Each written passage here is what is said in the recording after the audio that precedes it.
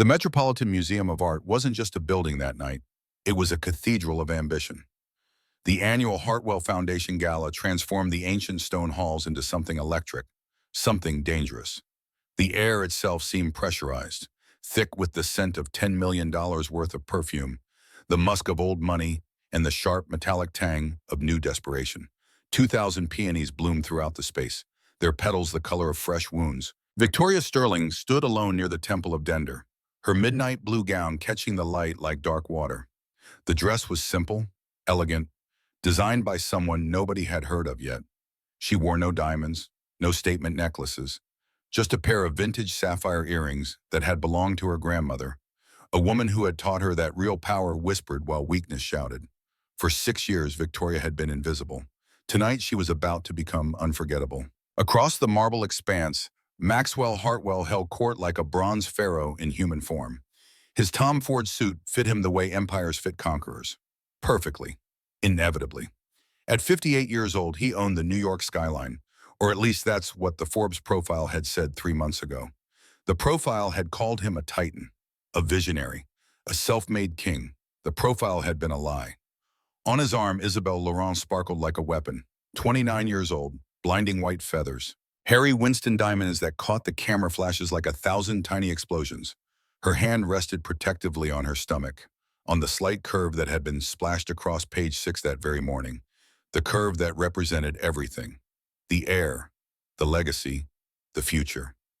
Also a lie. Victoria had tried to avoid them.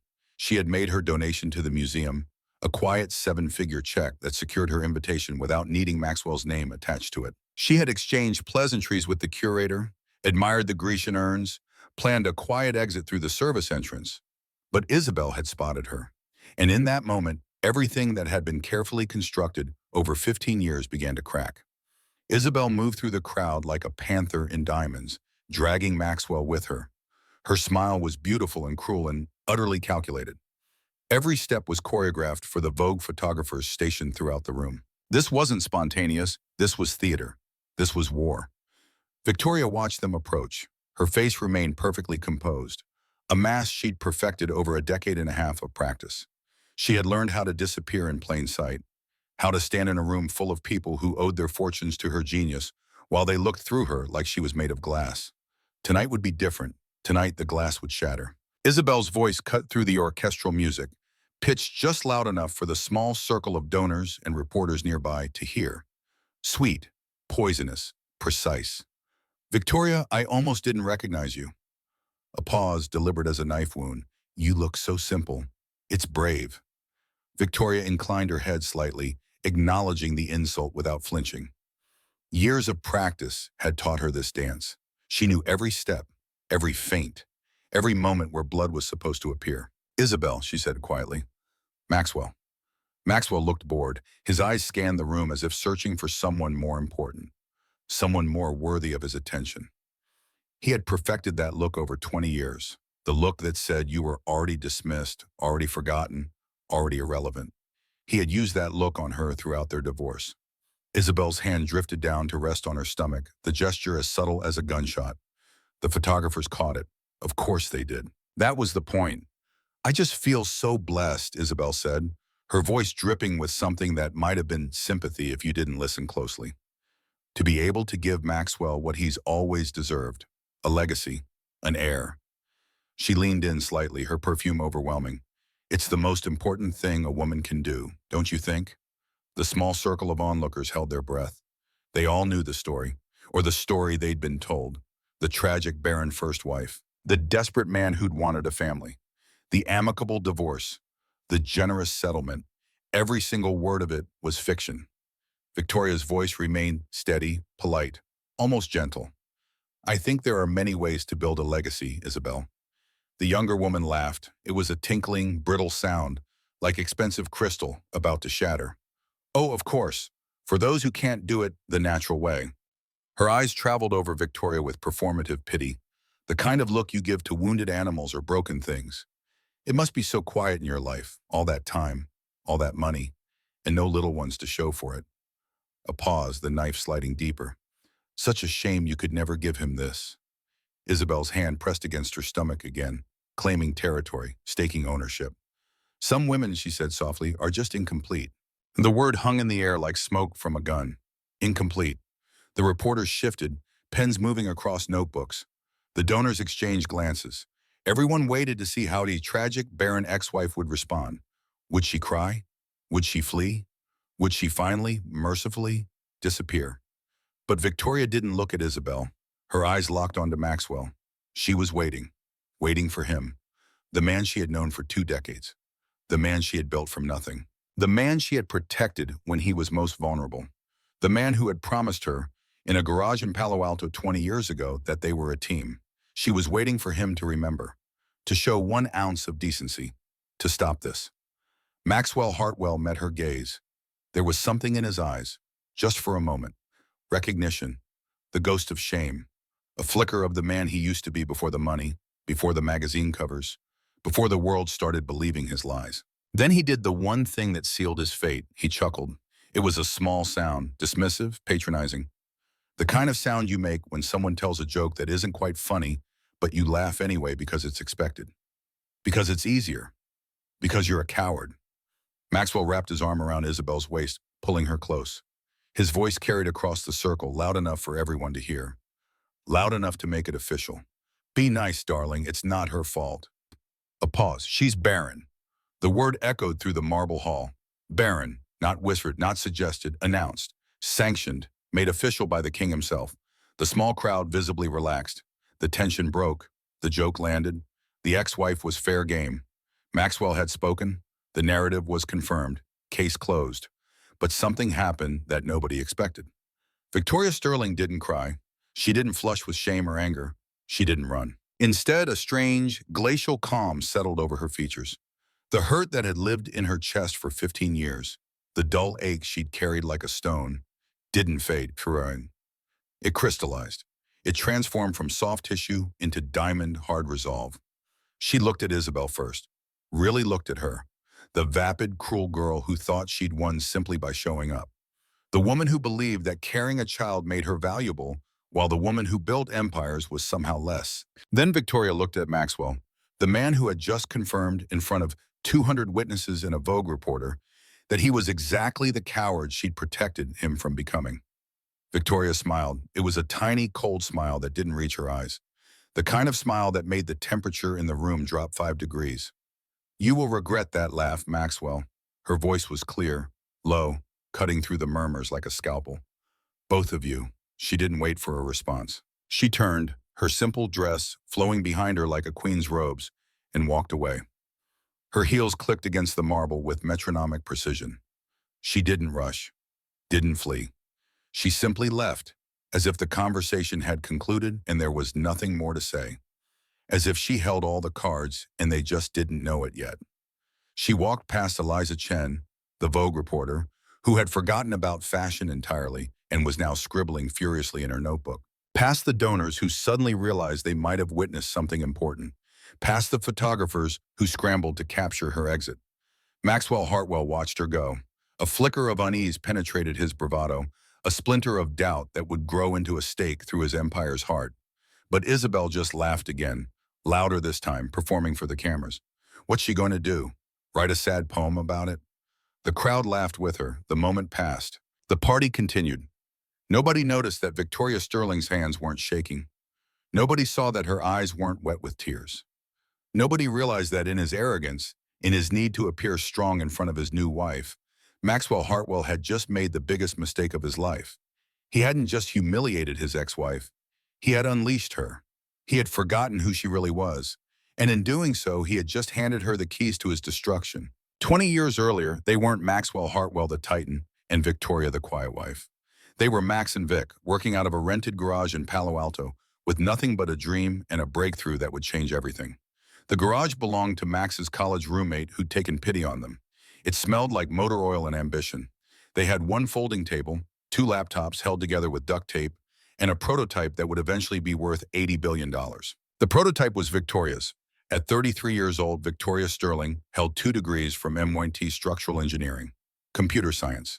She'd graduated top of both programs, had published papers that other doctoral candidates quoted in their dissertations, had been courted by every major tech company in Silicon Valley. She'd turned them all down because she'd met Maxwell Hartwell and she'd fallen in love. He was different then, 38, charismatic but not yet arrogant, ambitious but not yet cruel.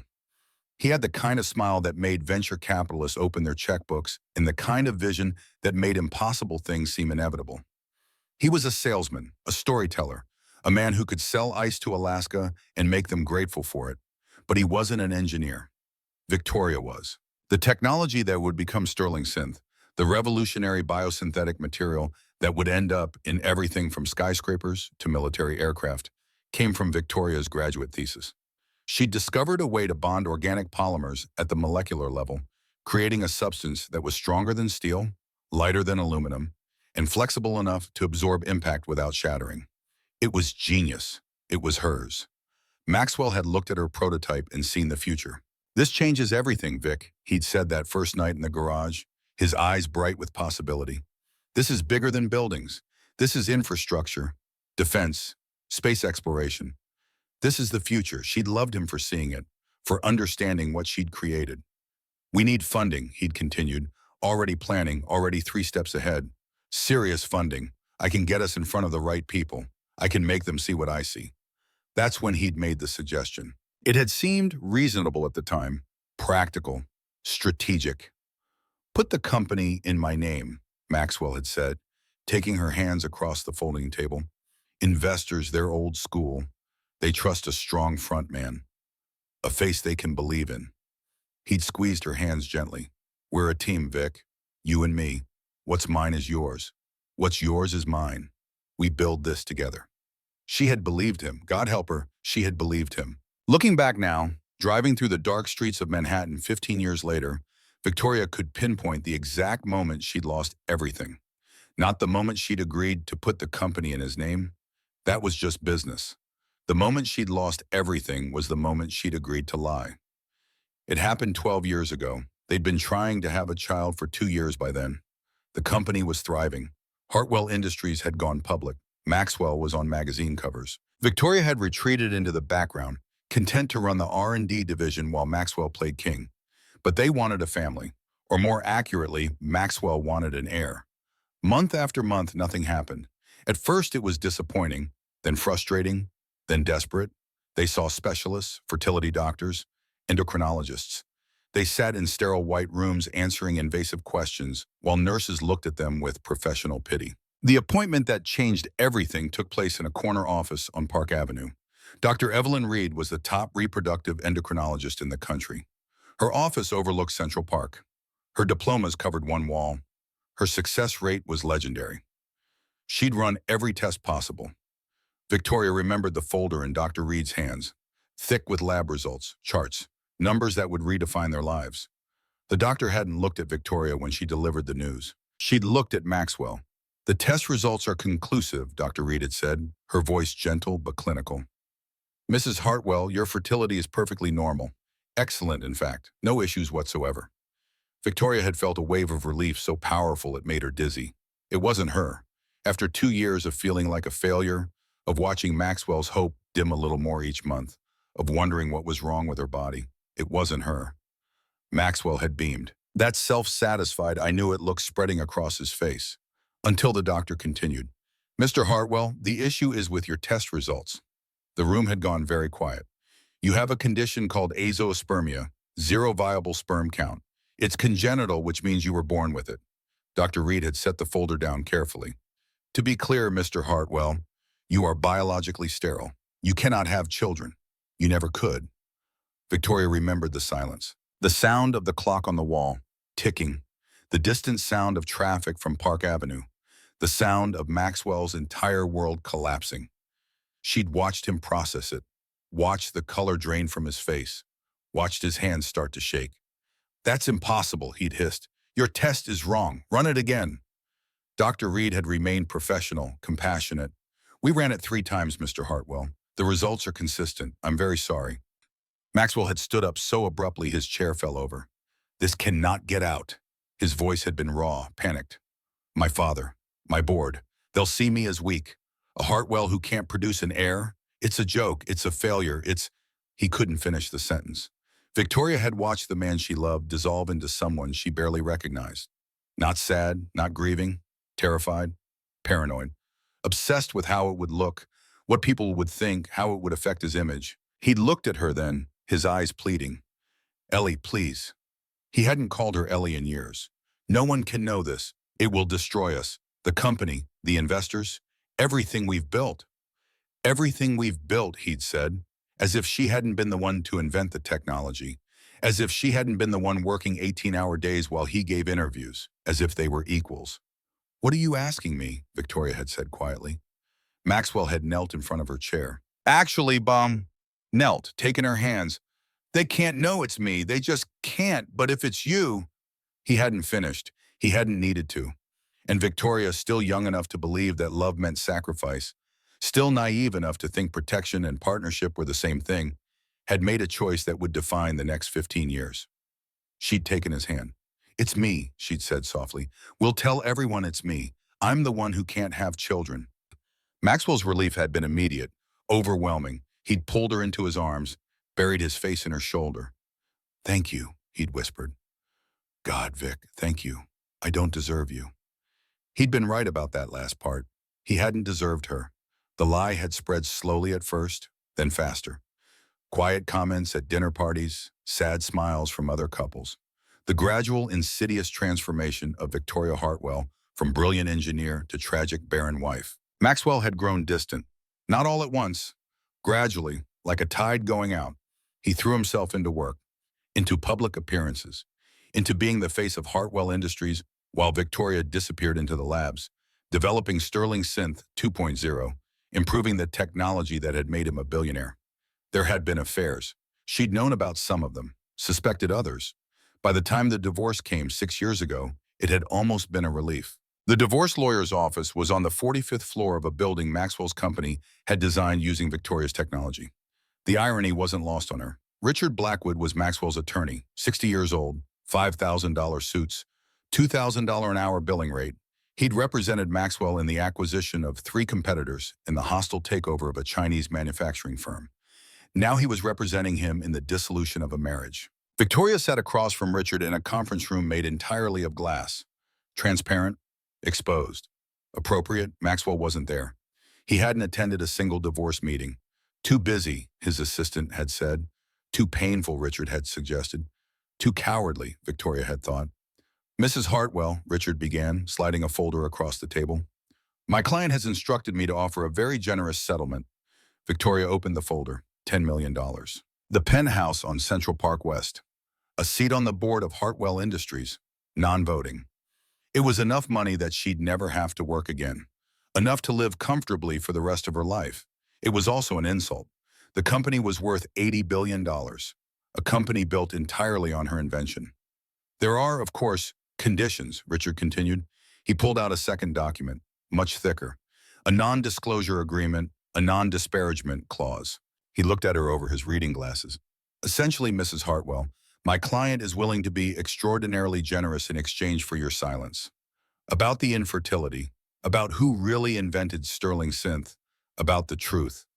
Victoria had spent 3 days reviewing the documents with her own lawyer, had read every clause, every subsection, every carefully worded trap, and she'd found something Maxwell's expensive attorneys had missed.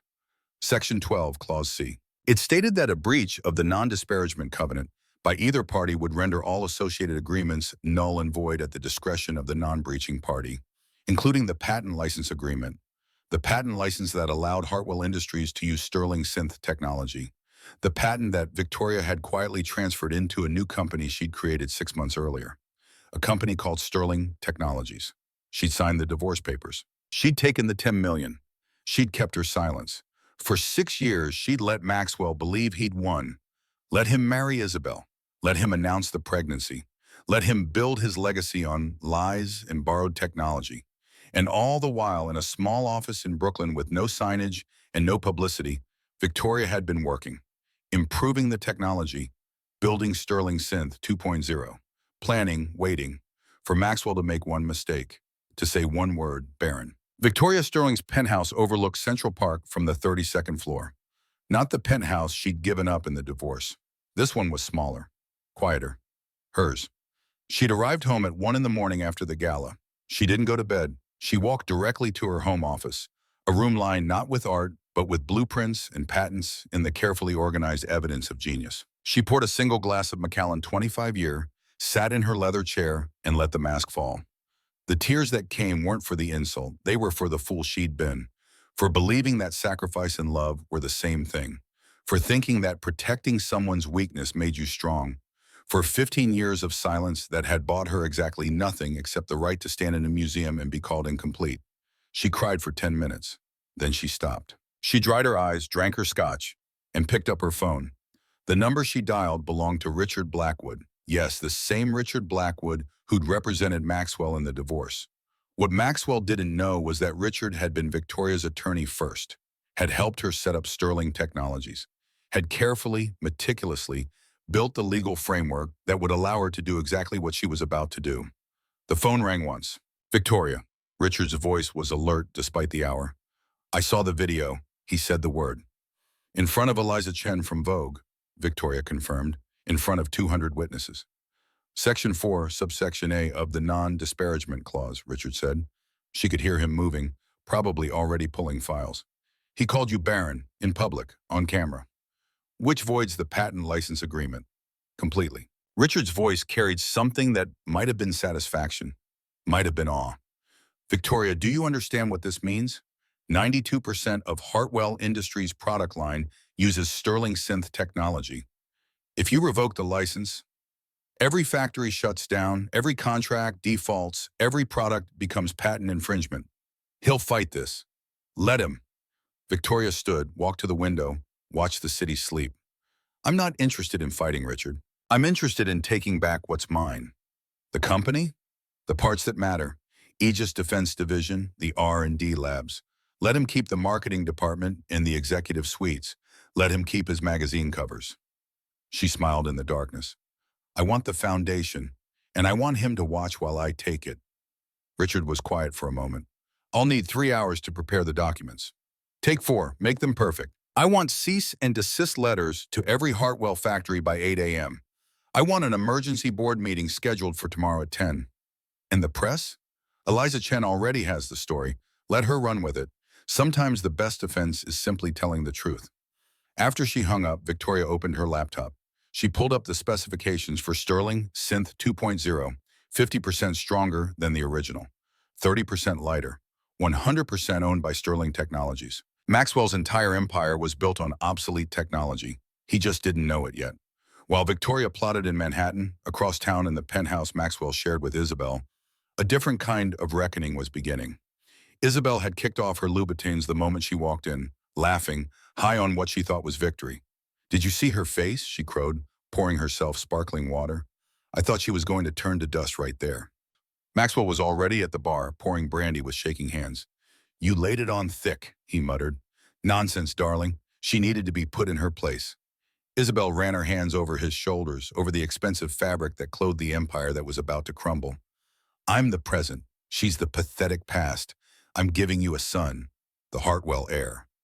Maxwell turned, his hand going to her stomach, and for a moment, something in him softened. The heir, he repeated. Yes, that's all that matters. But even as he said it, Victoria's cold smile flashed in his mind. You will regret that laugh. His phone buzzed. Then again, then it didn't stop. What Maxwell didn't know, what Isabel barely understood, was that the child in her womb wasn't his. Couldn't be his. 8 months earlier, at a charity auction in the Hamptons, Isabel Laurent had met Cameron Hartwell. Cameron was Maxwell's younger cousin, 45 years old, Harvard MBA, sharper than Maxwell, hungrier, and tired of living in his cousin's shadow. Cameron had spent 5 years digging into Maxwell's past, looking for leverage, for weakness, for anything that could tip the scales in his favor. He'd found it in a discarded medical file from 12 years ago, azoospermia. Maxwell Hartwell, the great titan, was shooting blanks. Cameron had approached Isabel with a proposition as cold as it was brilliant. Seduce Maxwell, marry him, get pregnant with Cameron's child, play the long game. When the baby was born, they'd reveal the truth. Maxwell's sterility, his fraud, his lies. Cameron would trigger a vote of no confidence. Take over the company. The baby, his baby, would be the true Hartwell heir. Isabel would get half of everything. It had seemed perfect, but tonight Isabel had gotten greedy, had gone off script, had humiliated Victoria Sterling publicly instead of quietly, carefully the way Cameron had planned. Her phone buzzed. A text from a blocked number. "You idiot. You didn't just poke the bear, you poked the dragon. This wasn't the plan. Fix it." Isabel's blood ran cold. She looked at Maxwell, who was staring at his phone with growing horror as emails and texts began flooding in. She looked at her own reflection in the penthouse windows, at the white feathers and diamonds, at the careful construction of her victory, and she realized with creeping certainty that she'd made a terrible mistake. Victoria Sterling wasn't just a sad divorced woman. She was the woman who'd built everything, and Isabel had just given her a reason to burn it all down. Maxwell Hartwell woke at 6 a.m. to the sound of his phone vibrating so violently it was walking across his nightstand. He'd barely slept. Nightmares about Victoria, about the look in her eyes, about the way she'd smiled. He grabbed his phone. 47 missed calls, 63 texts, 29 emails marked urgent. His hands started shaking before he even opened the first message. It was from his COO. "Call me immediately. Stock falling. Factories shutting down. We have a problem." Maxwell pulled on clothes, barely registering what he was wearing. Isabel was still asleep, one hand on her stomach, diamond wedding ring catching the early morning light. He needed to get to the office. He needed to fix this, whatever this was. At 7:30 a.m., Victoria Sterling stood in front of her bathroom mirror, applying lipstick with steady hands. She wore a white suit, perfectly tailored.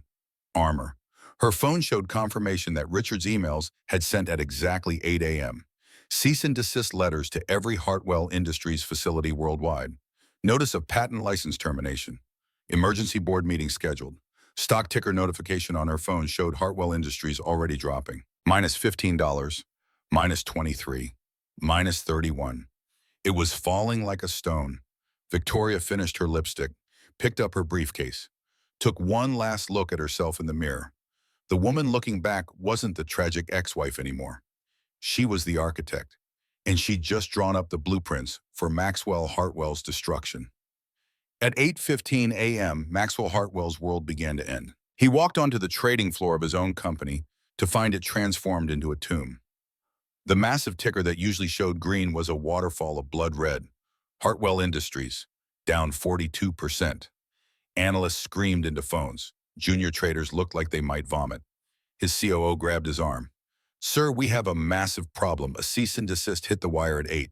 Every factory, China, Germany, Texas, all shutting down. Patent infringement." Maxwell's throat closed. "Patent infringement of what?" "Sterling Synth, sir. A company called Sterling Technologies claims we no longer have licensing rights. They're saying we're in breach of contract. The legal team is scrambling, but..." The analyst trailed off, looking terrified. "Sir, without Sterling Synth, we can't manufacture anything. It's the core technology for everything we make." Maxwell's vision started to tunnel. Sterling Technologies, Victoria's maiden name. She hadn't just threatened him at the gala. She'd already launched the attack. His private line rang. He stumbled to his office, slammed the door, grabbed the phone. "You can't do this," he bellowed. "This is insane. You'll destroy us. You'll destroy yourself. Your stock is tied to this." Richard Blackwood's voice was impossibly calm. "Good morning, Maxwell. I'm afraid Ms. Sterling divested her remaining shares 6 months ago. At peak value. Smart. Really." The room spun. "She planned this," Maxwell whispered. "No, she prepared for it. There's a difference. You breached the non-disparagement clause, Maxwell, Section 4, subsection A. You called your ex-wife Baron at a public event, in front of journalists, on camera." Richard's voice was almost gentle. "The patent license is void. She's exercising her rights under Section 12, Clause C. Everything is perfectly legal." "How much?" Maxwell's voice cracked. "How much does she want? 10 million? 100 million? Name the price." "Ms. Sterling isn't interested in your money, Maxwell." A pause. "She's interested in her property. The board has been notified. Emergency meeting tomorrow at 10 a.m. I'd advise you to attend." The line went dead. Maxwell slumped into his chair. Baron. One word, one laugh, one moment of weakness, of cruelty, of forgetting who Victoria really was. And it was going to cost him everything. Outside his office window, Manhattan gleamed in the morning sun, beautiful and indifferent. Somewhere in that city, Victoria Sterling was preparing for war. and Maxwell Hartwell had just realized he'd brought a laugh to a knife fight. The first tremor had hit. The earthquake was coming. By 9 a.m., the financial district of Manhattan had transformed into a war zone. On every trading floor, on every Bloomberg terminal, on every phone screen, from Wall Street to Silicon Valley, the same three letters dominated the conversation: HWL Hartwell Industries. Falling. The stock had opened at $142 per share. By 8:30, it was at 97.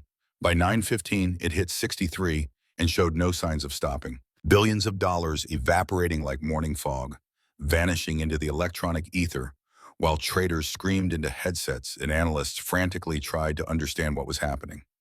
Maxwell Hartwell stood in the center of his trading floor, watching his empire collapse in real time. The giant ticker dominated one wall, a massive display that usually brought him satisfaction. Every green number had represented his success, his vision, his triumph over the small minds who doubted him. Now it was a scoreboard showing his execution. HWL minus 22.50, HWL minus 31.75, HWL minus 40.10.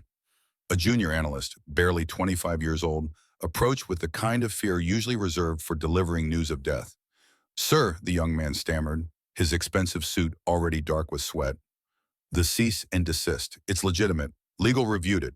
Sterling Technologies has terminated the patent license for Sterling Synth." Maxwell grabbed the analyst's shoulder hard enough to leave marks. "Who the hell is Sterling Technologies?" The analyst pulled up data on a tablet, hands shaking. "They're a private company, Brooklyn-based. No website, no press. They've been operating in stealth mode for approximately 6 years." His finger scrolled through incorporation documents. "The CEO and sole shareholders is listed as V. Sterling." The world tilted. Victoria. Sterling had been her maiden name. The name she'd used before she became Mrs. Hartwell, before she'd tied her identity to his, before she'd disappeared into the background of his success. She'd taken it back.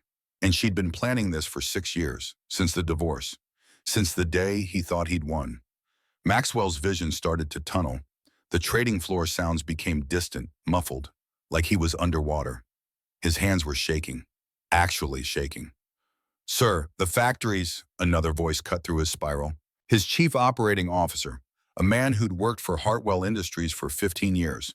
"China called, Germany, Texas. They're all shutting down production. Without Sterling Synth, we can't manufacture anything. Every product we make uses it as the base material." The COO's face was gray. "Sir, we have orders worth billions, Pentagon contracts, infrastructure projects. If we can't deliver—" He didn't need to finish the sentence. Maxwell pushed past him, stumbling toward his private office. He needed to think, needed to breathe, needed to fix this before it became unfixable.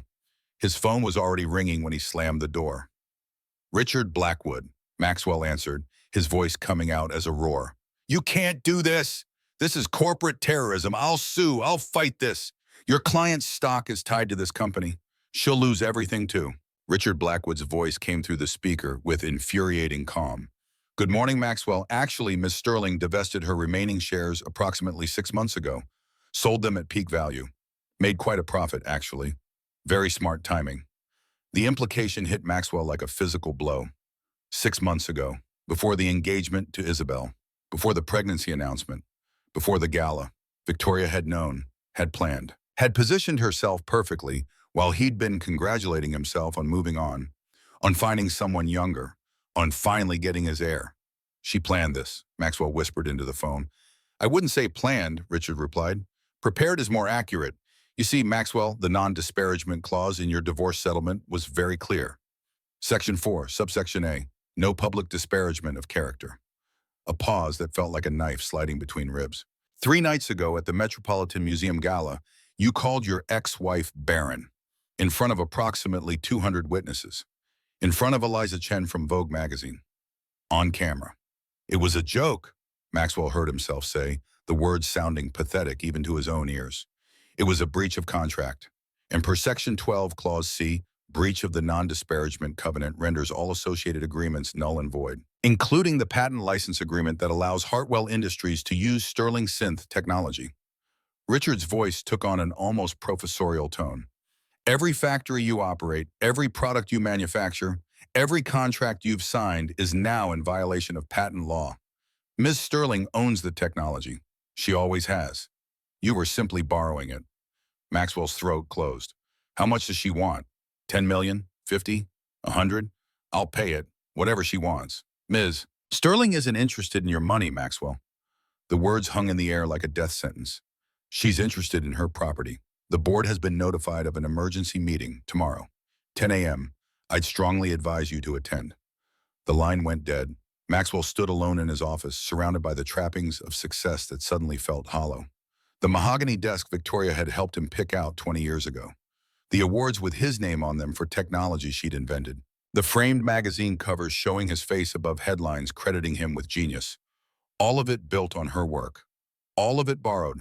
All of it about to be taken back. His phone buzzed with another notification. HWL minus 55%. The stock had lost more than half its value in 90 minutes. Outside his window, Manhattan continued its day, beautiful and uncaring. And somewhere in that city, Victoria Sterling was just getting started. At noon exactly, the internet exploded. Eliza Chen's article for Vogue dropped online with the kind of perfect timing that suggested careful coordination. The headline appeared on every news aggregator, every social media feed, every financial news site simultaneously. The King's Laugh, how Maxwell Hartwell's hubris just cost him an empire. The article wasn't gossip. It was character assassination with footnotes. Eliza had done her homework. Or more accurately, someone had done it for her and handed over the evidence wrapped in a bow. The piece opened with a description of the gala, the insult, the laugh. But then it pivoted. Hard. It recontextualized everything. 20 years of narrative, carefully constructed and maintained, dismantled in 4,000 words.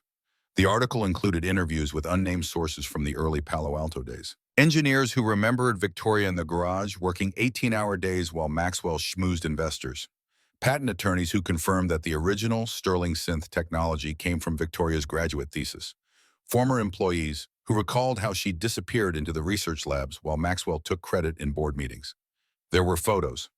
Young Victoria at MIT, surrounded by awards and diplomas. Victoria and Maxwell in the garage, her at a computer, him on the phone. Victoria at a tech conference presenting research, while Maxwell, glad, handed in the background.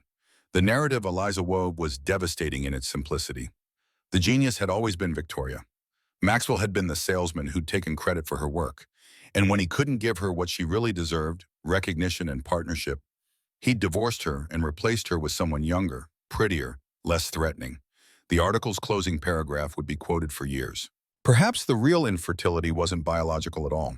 Perhaps Maxwell Hartwell's true sterility was his inability to create anything of value without Victoria Sterling. He could sell, he could smile, he could charm, but he couldn't build. And when you can't build, when all you can do is borrow someone else's genius and claim it as your own, eventually the bill comes due. Maxwell Hartwell's bill arrived 3 nights ago at the Met, and the interest is going to cost him everything.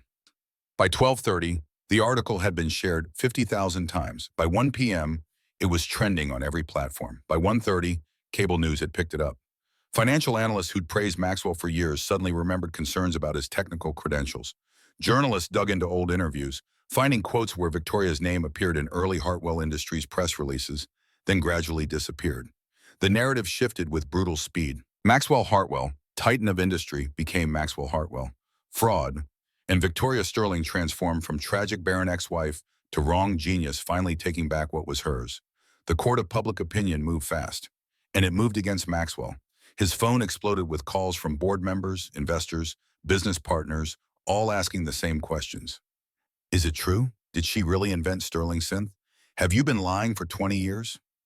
Maxwell didn't answer. He sat in his office, drinking scotch at 2 in the afternoon, watching his reputation burn on every screen. By 3 p.m., Hartwell Industries stock had been halted, trading suspended pending investigation. The company had lost $43 billion in market value in 7 hours. And the worst part, the part that made Maxwell want to put his fist through the window, was that every word of Eliza's article was true. Maxwell arrived at the penthouse at 4 p.m., drunk and desperate. The elevator ride up felt like ascending to his own execution. The mirrored walls showed him a man he barely recognized, disheveled, defeated, drowning. The doors opened to reveal Isabel in the living room. On her phone, her voice shrill. What do you mean Vogue won't take my call? I'm Mrs. Maxwell Hartwell. I'm carrying the Hartwell heir. I demand to speak to... She saw him and stopped mid-sentence. Maxwell, what's happening? My publicist is panicking. There are reporters outside the building. My Instagram is full of horrible comments. People are saying terrible things about us, about the baby. Maxwell walked past her to the bar, poured another scotch with shaking hands. Get out, he said quietly. Isabel blinked. What? Get out. His voice was soft, but there was something in it that made her step back, something broken and dangerous. Maxwell, darling, I don't understand. We need to present a united front. You need to shut up. He turned on her, and for the first time Isabel saw not the confident billionaire she'd married, but something else, something cornered and vicious. This is your fault. Your petty, stupid performance at the gala. You just had to humiliate her, just had to prove you'd won. Isabel's face flushed. I was defending you. She's nothing. She's a, say, barren woman who... She's everything. Maxwell's roar made Isabel flinch. She's the company. She's the technology. She's the money. Every dollar I have, every success I've claimed, it's hers. She built it. She invented it. I just sold it. He grabbed her phone off the couch, scrolled through the blocked numbers in her recent calls. Who texted you? After the gala? Who told you that you'd made a mistake? Isabel tried to grab the phone back. That's private. You have no right. Maxwell held it out of reach, kept scrolling, and then he saw it. Messages from a blocked number. But the preview text showed in the notification history. You idiot. You didn't just poke the bear, you poked the dragon. Only one person would phrase it exactly that way. Only one person had been waiting for Maxwell to fail. Cameron, Maxwell whispered. His cousin's name tasted like betrayal. He looked at Isabel, really looked at her, and saw the panic in her eyes. The baby, he said slowly. Is it his? Isabel backed away. Maxwell, I can explain. It's not what you think. I love you. I chose you. How long? His voice was dead, empty. How long have you been sleeping with my cousin? 8 months, Isabel whispered. But it doesn't matter. The baby is yours. We can do a paternity test. We can... Maxwell started laughing. It was a horrible sound, broken, hysterical. The baby can't be mine, you stupid girl. I'm sterile. I've always been sterile. That's the secret. That's what Victoria protected for 15 years while I destroyed her reputation. He slumped into a chair. Azoospermia, 0 sperm count, congenital. The great Maxwell Hartwell can't produce an heir because the great Maxwell Hartwell is shooting blanks. Isabel's face went white. You're lying. You said I was pregnant with the Hartwell heir. You announced it to the world. I announced a lie, like I've been announcing lies for 20 years, and you... He looked at her with something like pity. You believed the lie. And now you're carrying my cousin's child while my ex-wife burns down everything I've built. Isabel's phone buzzed. She grabbed it, read the text, and Maxwell watched the color drain from her face. What does it say? He asked. She didn't answer. Maxwell stood, crossed the room, took the phone from her trembling hands. The text was from Cameron. You're on your own. Delete this number. Understanding crashed over Isabel like a wave. Cameron had used her. Maxwell had lied to her. Victoria had outmaneuvered both of them. And she was standing in a penthouse she no longer owned, carrying a child that would inherit nothing, married to a man who was about to lose everything. She looked at Maxwell, at this pathetic, broken man. Then she did the only thing that made sense. She ran. Cameron Hartwell sat in his corner office on the 72nd floor of Hartwell Tower, watching the chaos unfold with a mixture of satisfaction and concern. At 45, Cameron was everything Maxwell wished he'd been. Sharper, colder, more calculating. Where Maxwell relied on charm and bluster, Cameron understood power dynamics and leverage. Where Maxwell had gotten lucky with Victoria's genius, Cameron had earned his Harvard MBA and clawed his way onto the Hartwell Industries board.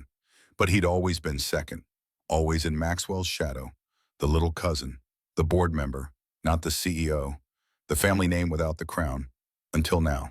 Cameron had spent 5 years planning for this moment, finding Maxwell's weakness, wishes, discovering the sterility secret, planting Isabel like a bomb set to detonate on a timer. The plan had been elegant. Isabel seduces Maxwell. They marry. She gets pregnant with Cameron's child. When the baby is born, they reveal the truth about Maxwell's condition. Frame it as a betrayal, a fraud, a lie that undermines everything. Cameron triggers a vote of no confidence among the board, takes over as CEO. The baby becomes the true Hartwell heir, with Cameron as regent. Clean, surgical, perfect. Except Isabel had gone off script. The public humiliation of Victoria at the gala hadn't been part of the plan. That was pure Isabel, letting her insecurity and cruelty vow override her instructions. And now everything was accelerating too fast. Cameron's phone buzzed. An email from Richard Blackwood. Emergency board meeting. Tomorrow, 10 a.m. hostile takeover proposal from Sterling Technologies. Attendance mandatory. Cameron's jaw tightened. Victoria was making her move. He pulled up information on Sterling Technologies. Private company, no public filings. But the incorporation documents showed something interesting. The company had been acquiring Hartwell Industries shares for 6 months. Small purchases, spread across multiple accounts. Nothing big enough to trigger disclosure requirements. But added together? Cameron did the math and felt ice run through his veins. Approximately 30%. Victoria Sterling owned 30% of Hartwell Industries. She was the largest single shareholder. Cameron stood, walked to his window, looked out over Manhattan. This changed everything. His plan had been to let Maxwell implode, then position himself as the stable alternative. The family member who could save the company. The board would choose continuity over chaos. But if Victoria owned 30%, she didn't need the board's permission. She could force the issue. Cameron pulled out his phone, dialed 3 numbers. Board members he'd cultivated over the years. Allies, or at least people who owed him favors. "Gentlemen," he said when they had all joined the conference call, "we have a problem. Victoria Sterling is making a play for the company. Maxwell is imploding, and we need to decide right now what side of history we want to be on." "What are you proposing?" one of them asked. Cameron smiled. "I'm proposing we don't let either of them win. Maxwell is a fraud. Victoria is emotional and vindictive. But me?" He straightened his tie. "I'm family. I know the business. I have an MBA from Harvard, not just a marriage license. And unlike my cousin, I'm not sterile, literally or figuratively." There was silence on the line. Then slowly, one by one, they agreed. Tomorrow's board meeting wasn't going to be Maxwell versus Victoria. It was going to be a 3-way war. And Cameron Hartwell had every intention of being the last man standing. The 80th floor of Hartwell Tower was designed to intimidate.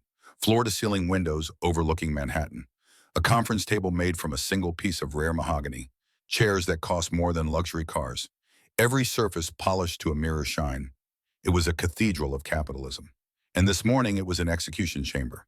The board began assembling at 9:30, 15 members. Titans of their respective industries. A retired Air Force general, 2 tech billionaires, old money financiers, the kind of people who decided the fates of companies with a show of hands. Maxwell Hartwell sat to the right of the head of the table in what had been his customary position for 20 years. But this morning, he looked like he'd aged a decade overnight. His suit was wrinkled. His eyes were bloodshot. His hands shook slightly as he poured water from the crystal pitcher. Cameron Hartwell sat at the far end, perfectly composed. Fresh suit, calm expression, the picture of stability. The head of the table, the CEO's seat, remained empty. At 9:55, General Robert Hastings, the board chairman, called the meeting to order. "Gentlemen," he began, his military bearing evident even in his 70s, "we're here to address a crisis. In the last 36 hours, this company has lost over $40 billion in market value. Our stock is halted. Our factories are shut down.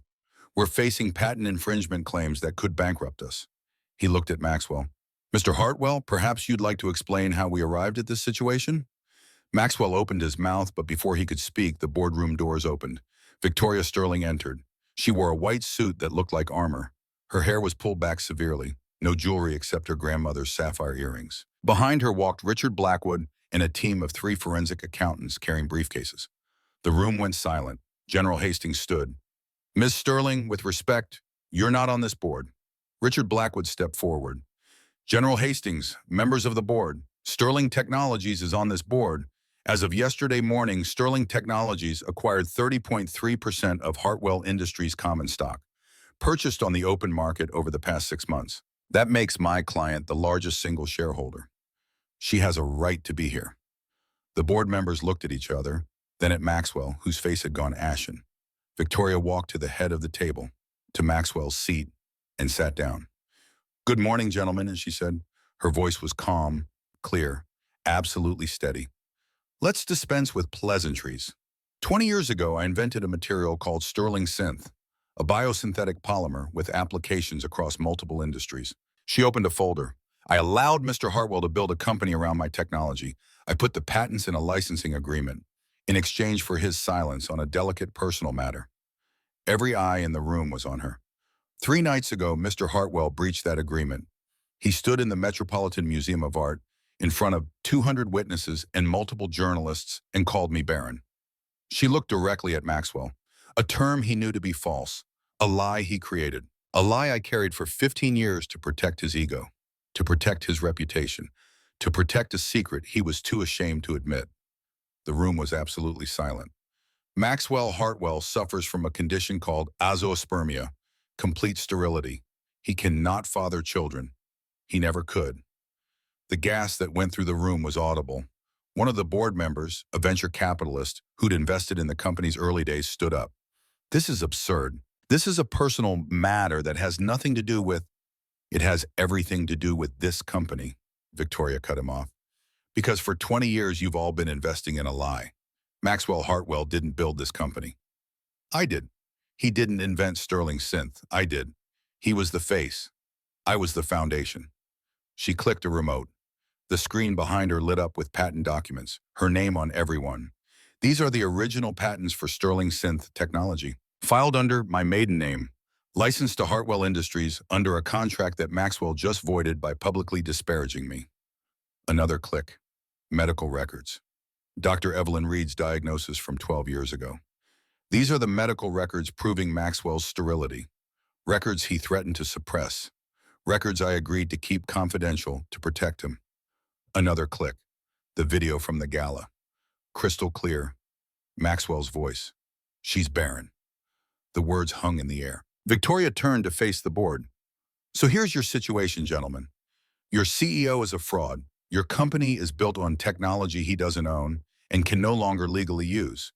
And the woman who actually invented everything you sell just revoked your license. She paused. Which brings us to an interesting secondary problem. Her eyes found Cameron across the table. Mr. Cameron Hartwell, perhaps you'd like to explain your relationship with Isabelle Laurent. Cameron's composure cracked. Just slightly. Just enough. Victoria clicked the remote again. Text messages filled the screen. Between Cameron and Isabelle. Planning, scheming, the seduction, the pregnancy, the coup. The board erupted. This is doctored, Cameron shouted, standing. It's from Mrs. Hartwell's phone, Victoria said calmly. She provided them to me yesterday afternoon, in exchange for certain considerations. She looked at Cameron. Your plan was elegant, I'll give you that. Seduce Isabelle. Have her marry Maxwell. Get her pregnant with your child. Wait for the right moment to reveal Maxwell's sterility, frame him as a fraud, trigger a vote of no confidence, and take over the company. She smiled coldly. The baby she's carrying is yours, isn't it, Cameron? The true Hartwell heir you were going to claim. Except there's a problem. Another click. DNA results. I had Isabelle take a paternity test yesterday. The child is indeed yours, which means Maxwell's very public announcement of his heir was based on yet another lie. The room exploded into chaos. Maxwell looked at Cameron with absolute betrayal. Cameron looked trapped. The board members were shouting. General Hastings slammed his hand on the table. Enough! Silence fell. The general looked at Victoria. What do you want? Victoria stood. I want what's mine. I'm offering you a choice. Option A, you do nothing. My cease and desist stands. This company files for bankruptcy by Friday. You all lose everything. I build a new company on your ashes using Sterling Synth 2.0. She clicked the remote one final time. Specifications filled the screen. Advanced, revolutionary, far superior to the original Sterling Synth. Or option B, you vote right now. You remove Maxwell Hartwell as CEO. You remove Cameron Hartwell from the board. You give me controlling interest, 51%. You make me chairwoman and CEO. Oh, she looked at General Hastings. In exchange, I will license Sterling Synth 2.0 to this company. I will save your Pentagon contracts. I will save your fortunes. And I will save this company from the frauds who built it on lies. General Hastings looked at the technology specs on the screen. Looked at Maxwell, broken and drunk at 9 in the morning. Looked at Cameron, caught in his own conspiracy. looked at Victoria calm and certain and holding all the cards. All in favor of removing Maxwell Hartwell as CEO. Every hand went up, except Cameron's and Maxwell's. All in favor of removing Cameron Hartwell from the board? Unanimous. All in favor of instating Victoria Sterling as chairwoman and CEO of Hartwell Industries? The vote was unanimous. Victoria stood. She walked over to Maxwell, who sat staring blankly at the table. She leaned down, her voice a whisper only he could hear. Who's incomplete now? Then she straightened, addressed the room. Gentlemen, the new era of this company begins now. Security will escort Mr. Hartwell and Mr. Hartwell from the building. I expect full cooperation with the transition team. She looked at General Hastings. And General, I'd like to speak with you about the Aegis contracts. I believe you'll find Sterling Synth 2.0 exceeds all specifications. The General smiled, a real smile. Welcome aboard, Madam Chairwoman. Victoria had taken back her empire, and Maxwell Hartwell had just learned the cost of one laugh. The elevator descent from the 80th floor took 47 seconds. For Maxwell and Cameron Hartwell, it felt like falling through the circles of hell. The elevator was one of those glass affairs, offering a panoramic view of Manhattan as it descended. Normally, Maxwell loved this ride, watching the city spread out beneath him, a kingdom he'd conquered, an empire he'd built, except he hadn't built it. He'd borrowed it, and the loan had just been called. Maxwell stood in one corner, staring at nothing. His reflection in the glass showed a man who'd aged 20 years in 2 days. His expensive suit hung wrong now, as if the body inside it had somehow diminished. His hands trembled slightly. His eyes were empty. Cameron stood in the opposite corner, rigid with fury. His jaw was clenched so tight it looked painful. Unlike Maxwell, who'd collapsed inward, Cameron had calcified, hardened.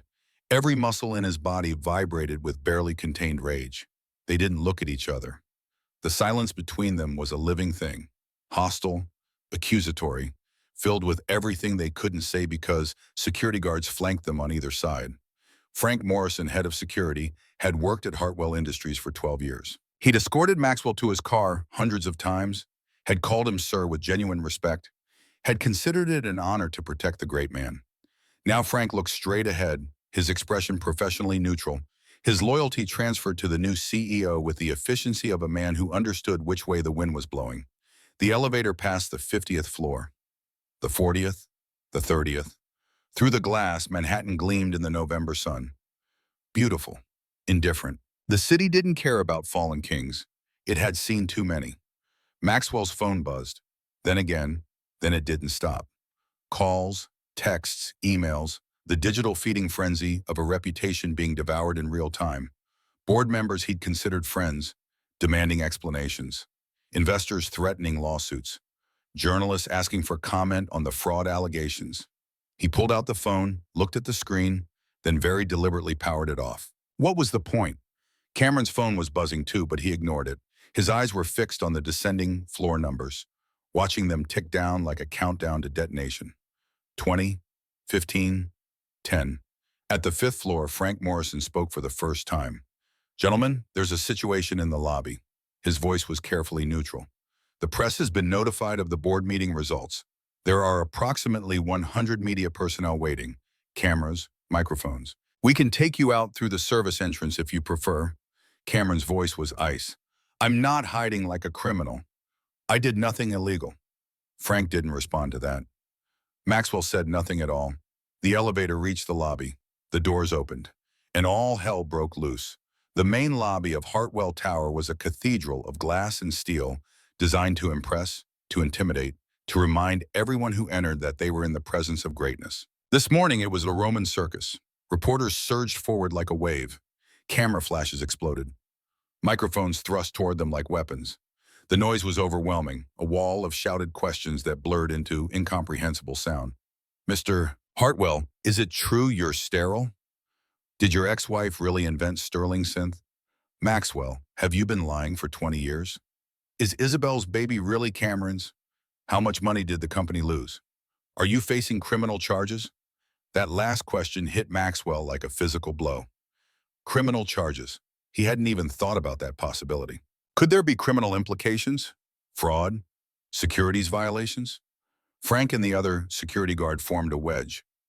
Trying to push through the crowd, but there were too many. Too much chaos. Someone grabbed Maxwell's sleeve. A camera hit his shoulder. A microphone nearly struck his face. He shoved someone away harder than he meant to. A photographer went down. More flashes, more shouting. Mr. Hartwell just assaulted our cameraman. Cameron had already disappeared into the crowd, moving with the kind of purposeful efficiency that had always differentiated him from his cousin. Where Maxwell was stumbling, overwhelmed, Cameron was calculating his exit, using the chaos as cover. He slipped through a side door before anyone realized he was gone. Maxwell wasn't so lucky. He was trapped in the center of the swarm, turning in circles, his hands up defensively, his face a mask of panic and rage and humiliation. Security finally got him to the revolving door, pushed him through into the cold November air. A town car was waiting, engine running. Maxwell threw himself into the back seat, and the car lurted forward into traffic before the doors were even fully closed. Through the tinted windows, he watched Hartwell Tower recede, the building he'd named after himself, the empire he'd stolen, the throne Victoria Sterling had just reclaimed. His phone, still powered off in his pocket, felt like a lead weight. He didn't turn it back on. He couldn't face what was waiting there. The car drove north toward the penthouse he no longer owned, carrying a broken king toward a future he couldn't begin to imagine. Behind him, the media circus continued, but Maxwell Hartwell was already irrelevant, already forgotten, already a cautionary tale about hubris and borrowed genius and the terrible cost of one cruel laugh. Victoria Sterling's first act as CEO of what would soon be renamed Sterling Hartwell Industries was to walk into Maxwell's office and order everything removed. All of it, she told the facilities manager, a nervous man named David who'd worked in the building for 8 years. The desk, the paintings, the Persian rug, the bar, everything. David hesitated. Ma'am, some of these pieces are quite valuable. The desk alone is worth, I don't care what they're worth. I want them gone. Donate them. Auction them. I don't care. I want this office completely empty by tomorrow morning. She walked to the window, looked out over Manhattan. Then I want glass, steel, light. I've spent too long working in shadows. This office is going to be transparent. By the next morning, Maxwell's dark mahogany sanctuary had been gutted. The new design was stark, modern, a glass desk, steel shelving, floor-to-ceiling windows with no curtains, no tint, nothing to hide behind. Everything visible, everything honest, everything the company under Maxwell had never been. Victoria's second act was to address the Pentagon. General Hastings had arranged a conference call with Admiral Christopher Walsh, the head of defense procurement. The Aegis Defense Division contracts represented 30% of the company's revenue. Losing them would be catastrophic. The Admiral's voice came through the speaker in Victoria's new office, clipped and furious. Who in the hell is this? Who is Victoria Sterling? And why has my primary contractor just had their stock halted and their CEO removed? Victoria leaned forward calmly. Admiral Walsh, this is Chairwoman Sterling. I understand your concern. Your contracts are safe. In fact, they're about to get significantly better. Better? Your company just imploded. Your factories are shut down. You can't deliver on existing orders, much less. Admiral, for 10 years, Maxwell Hartwell has been selling you a Ford Model T and calling it a rocket ship. Silence. Explain, the Admiral said. Victoria pulled up specifications on her screen, sent them to the Admiral's terminal. The Sterling synth material you've been using in the Aegis line was my prototype, version 1.0. It was good, but it was obsolete 5 years ago. She waited while he reviewed the data. What you're looking at now is Sterling Synth 2.0. 50% lighter, 300% stronger. Radar absorbent, temperature resistant to 1500 degrees. And it costs 10% less to manufacture because we're not padding the budget for executive luxuries anymore. More silence. Then quietly, almost reverently. This is real? You can deliver this? Oh, Admiral, I don't make promises I can't keep. You'll have new specifications by 5 p.m. today. Updated prototypes within 2 weeks. Full production capacity within 60 days. She paused.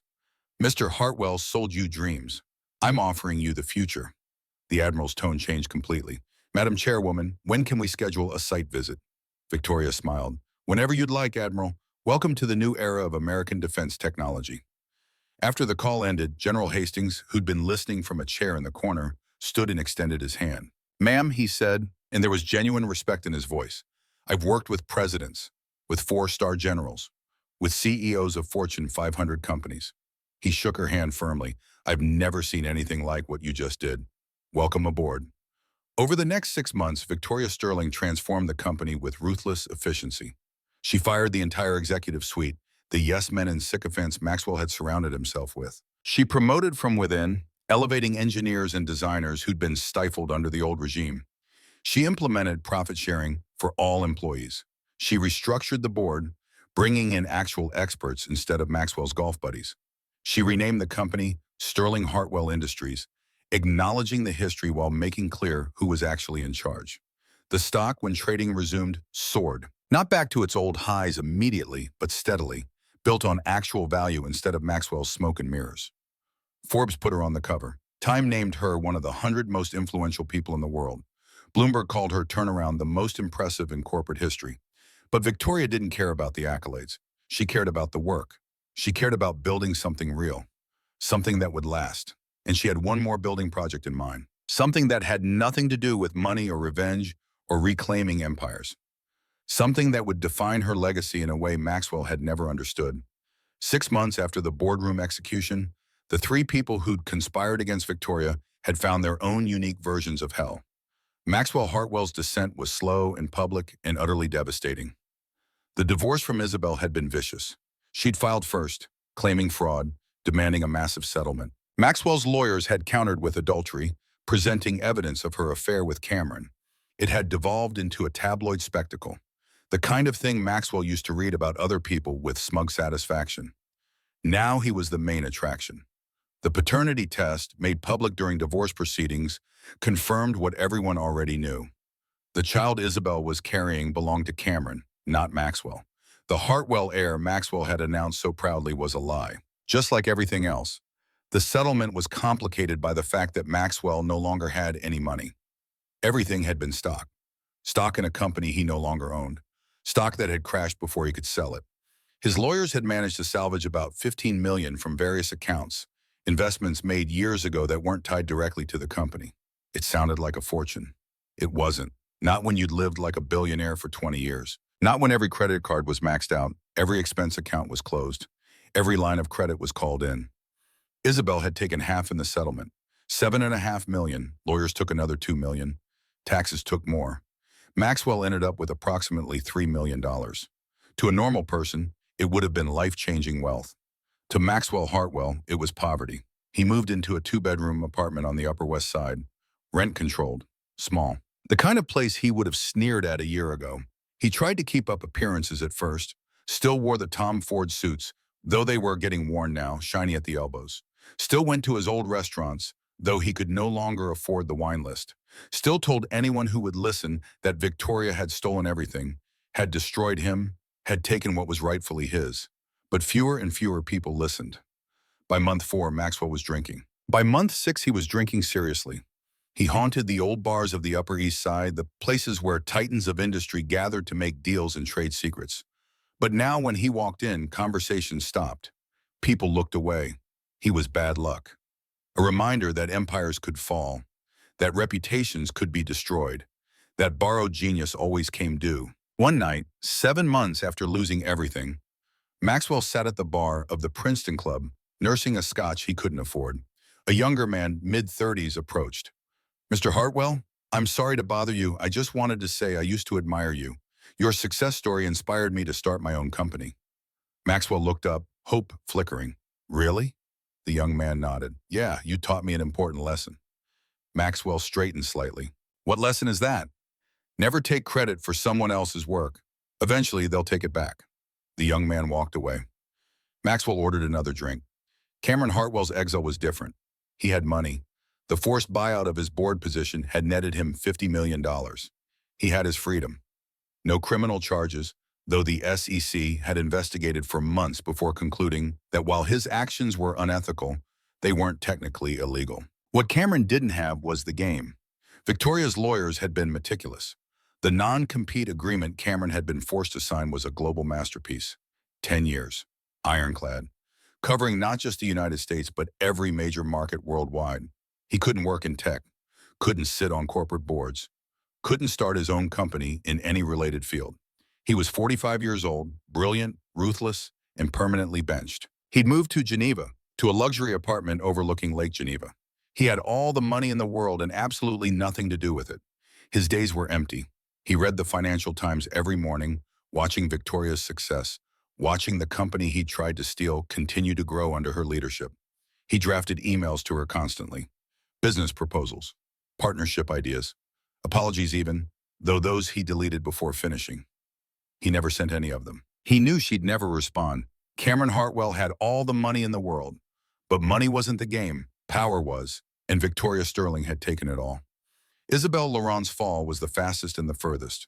The divorce settlement had given her $7.5 million and a child she'd never planned to raise alone. She'd fled to Paris, thinking she could reinvent herself, start over, use the money to build something. But Paris was expensive. The apartment in Montmartre cost more than she'd anticipated. The nanny cost more. Living cost more. And she had no skills. No education beyond high school.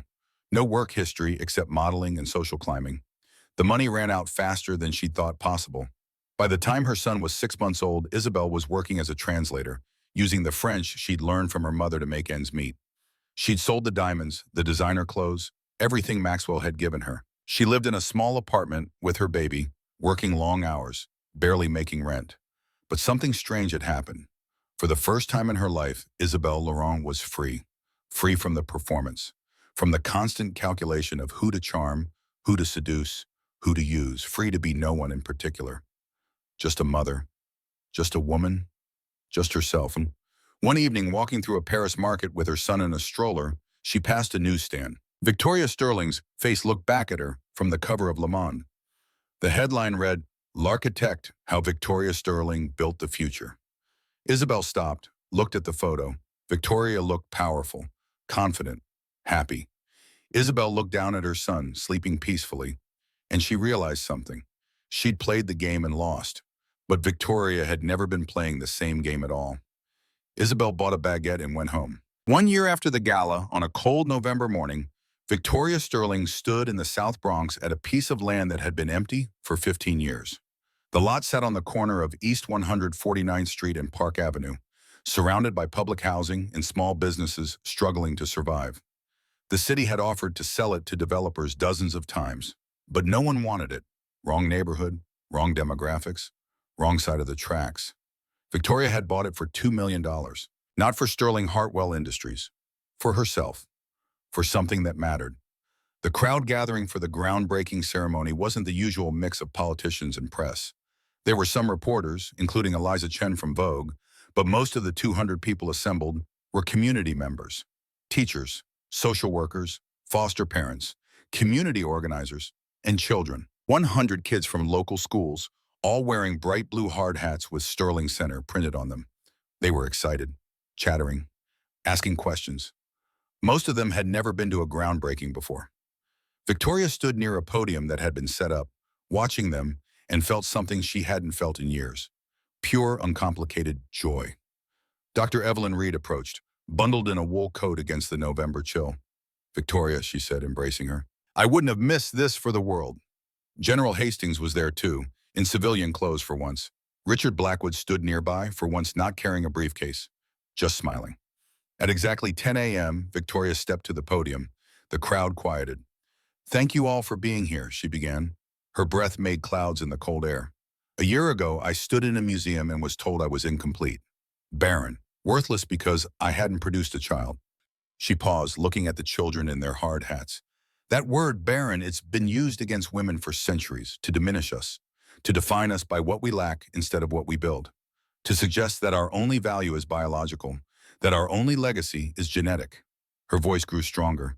"I spent 15 years believing that lie, carrying someone else's shame, protecting a man who was too weak to protect himself. I let the world believe I was less than because I thought that was loyalty."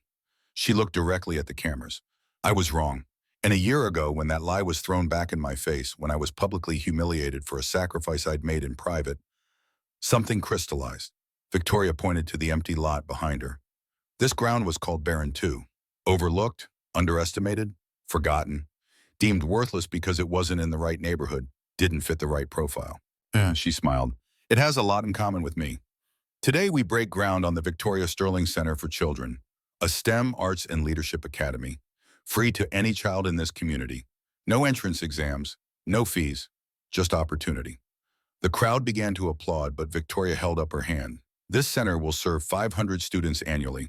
It will provide after-school programs, summer camps, mentorship. It will teach engineering, coding, art, music, critical thinking. It will prepare children not for one path, but for infinite paths. She paused, emotion thick in her voice. My ex-husband believed a legacy was simple. Blood, a name, a son. He believed a woman's value was tied to what she could produce from her body. Victoria's voice rang out clear. He was tragically, catastrophically wrong. True legacy isn't what you leave in your blood. It's what you leave in the world. It's not about producing. It's about building. It's not about taking credit. It's about creating opportunity. She pointed to the children. My ex-husband wanted one heir. I'm creating thousands. He wanted his name on a building. I'm putting opportunity into hearts and minds. A little girl in the front row, maybe 8 years old, raised her hand. Victoria smiled. Yes? Miss Sterling, my name is Maya. I want to be an engineer like you. Victoria felt her eyes sting. Then you will be, Maya. I promise you that. She turned back to address everyone. So when people ask me if I regret not having children, if I regret my choices, if I regret the path my life took, I tell them this. Victoria's voice was steady and sure. I'm not the mother of one. I'm the architect for thousands. I was never barren. I was just busy. Busy building something that will outlast any bloodline. Busy creating a future that doesn't depend on my name, but on what I make possible for others. The crowd erupted. Eliza Chen was crying, Victoria noticed, scribbling in her notebook. Victoria picked up the ceremonial golden shovel, walked to the marked spot, and plunged it into the hard earth. The crowd cheered. The cameras flashed. And as Victoria lifted the first shovel of dirt, Maya ran forward and handed her a slightly wilted daisy. Victoria took the flower, knelt down to the girl's level. Thank you, Maya. You're going to change the world, Miss Sterling. Victoria pulled the girl into a hug. No, sweetheart, we're going to change it. Together. She stood holding the daisy and laughed. A real laugh, full and genuine and joyous. The kind of laugh that meant something. The kind that built instead of destroyed. The kind that mattered. The Victoria Sterling Center for Children graduated its first full class on a warm June evening. 200 students, ages 14 to 18, sat in folding chairs in the center's courtyard, wearing blue caps and gowns. Their families filled every available space, phones held high to capture the moment. Victoria sat in the audience, not on the stage. She'd stepped back from the CEO role 2 years ago, handing day-to-day operations of Sterling Hartwell Industries to a brilliant woman she'd mentored. She remained chairwoman, but spent most of her time here, at the center, teaching 3 days a week. She was 53 now, her hair had more gray. She wore glasses for reading. She looked, if possible, happier than she'd ever been. The statistics from the center were remarkable. 87% college acceptance rate, 45% pursuing STEM fields. 3 students had already filed patents. 1 had been accepted to M1T, to Victoria's old program. She watched Maya Martinez walk across the stage to receive her diploma. 13 now, confident, brilliant. Maya had been accepted to MT's early admission program, full scholarship. She planned to study aerospace engineering. After the ceremony, Maya found Victoria in the crowd. I did it, Miss Sterling. Victoria hugged her tightly. You did it? I'm so proud of you. Maya pulled back, suddenly serious. I'm scared. What if I'm not good enough? What if MIT is too hard? Victoria took Maya's shoulders gently. Listen to me. The world will tell you that you're not enough. Too young, too poor, too different. They'll try to make you small, to convince you that you don't belong. She smiled. But you were never meant to be small, Maya. You were meant to build, to create, to change things. That's not ego. That's truth. You have a gift, and gifts are meant to be used. Maya nodded, tears in her eyes. Thank you for everything, for believing in me. Maya, I didn't give you anything you didn't already have. I just opened a door. You walked through it all on your own. After Maya left to find her family, Victoria sat alone for a moment in the emptying courtyard. Her phone buzzed. A news notification. She almost didn't open it, but something made her look. The headline made her pause. Maxwell Hartwell, 63, D's in Manhattan. The obituary was short. Back page of the business section. He'd died of liver failure. Complications from years of alcohol abuse.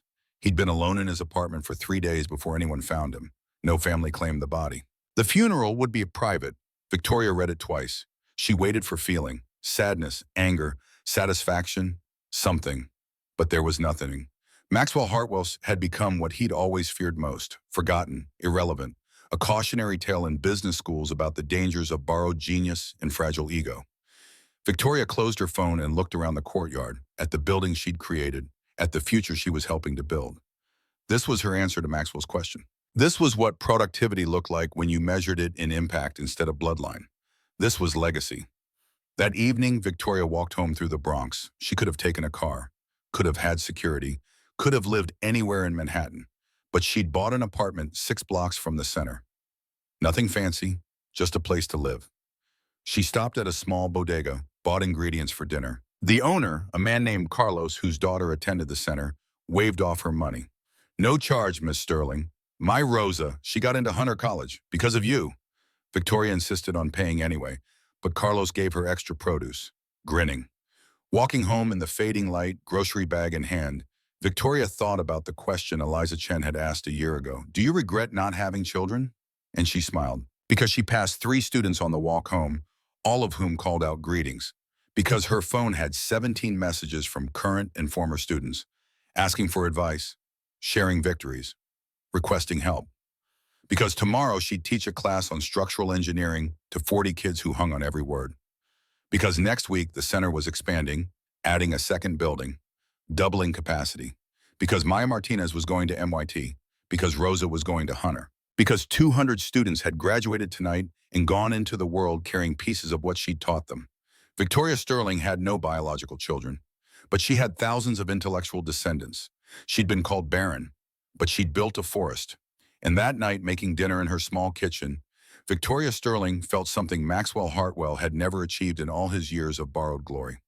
She felt complete, not because someone else defined her, not because she'd produced what society demanded, but because she'd built something true, something that would last long after her name was forgotten, something that mattered. The next morning, she'd go back to the center, she'd teach another class, she'd open another door, she'd build another future, because that's what architects do. They don't just take up space, they create it for everyone who comes after. And somewhere in the cold November ground of a museum where this story began, a single truth remained. The woman they called barren had given birth to thousands of possibilities. The woman they called incomplete had built completion for generations. The woman they called nothing had become everything. Not by producing, but by building. Not by taking credit, but by creating opportunity.